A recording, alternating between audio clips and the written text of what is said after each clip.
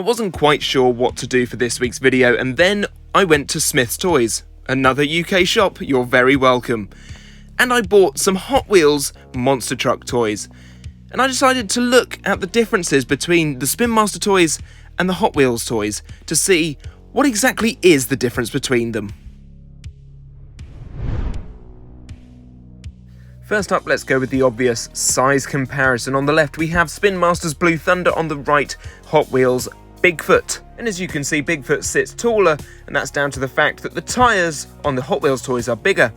In terms of painting, the Hot Wheels toys also use chrome paint for their front and rear, as well as their undercarriage. This is something Spin Master used to do, but seemingly have abandoned. I have to say that it's probably not overly realistic. I do like the chrome finish on the Hot Wheels toys.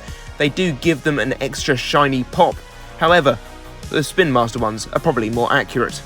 Standing the two trucks up on their ends, you can see that those tyres are different.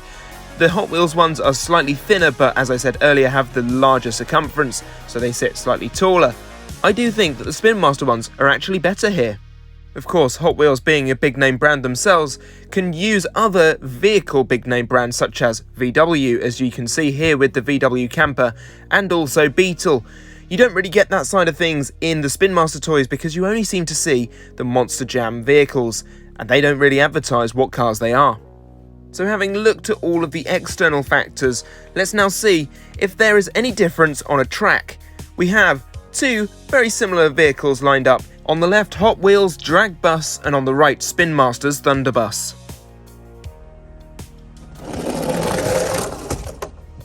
Barely anything in that one. I would say that the Spin Master truck got a better start, but the Hot Wheels truck seemed to pick up more momentum. This may be down to the slight changes in the way that the wheels are mounted on each. So we've looked at two very large vehicles, now onto two vehicles that are sort of based on classic cars, the Beetle versus the Chevrolet S10.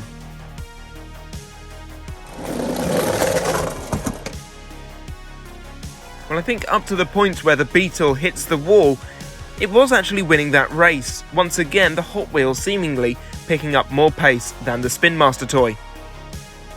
To double check this theory, we're going to use two very similar trucks once again in Bigfoot and Blue Thunder, both open-backed trucks. Let us see what happens. Under starter's orders, and they're off.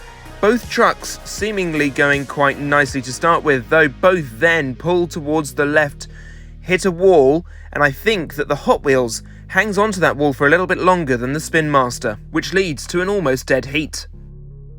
Now, if I wanted to be super scientific about this, I could weigh both sets. However, they are going to differ because they're different shapes and sizes. I will say, however, when I pick them up, they feel about the same weight.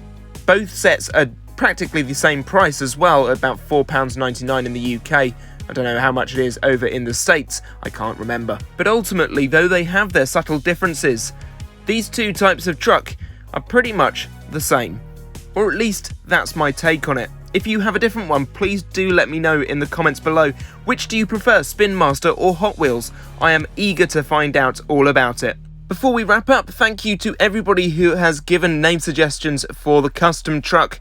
The winner, I have decided, is American Killjoy's Fatal Flame. I really like that name, and I came up with this logo. I hope you like it.